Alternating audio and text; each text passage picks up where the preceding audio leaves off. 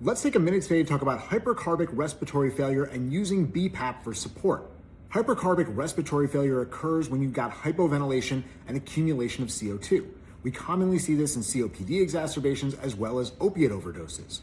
Bilevel positive airway pressure, or BPAP, is the ideal non-invasive modality to fix this issue. In BPAP, we set an inspiratory and an expiratory positive airway pressure, or an IPAP and an EPAP. The difference between your EPAP and your IPAP is going to determine how large your tidal volume is. The larger the difference, the larger the tidal volume. That's important to consider as we titrate up our BPAP.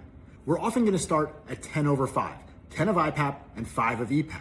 If we want to increase the tidal volume and blow off more CO2, we want to titrate that up by going from 10/5 to 15/5 to 20/5. The larger the gap, the larger the tidal volume, and the more CO2 we're going to blow off.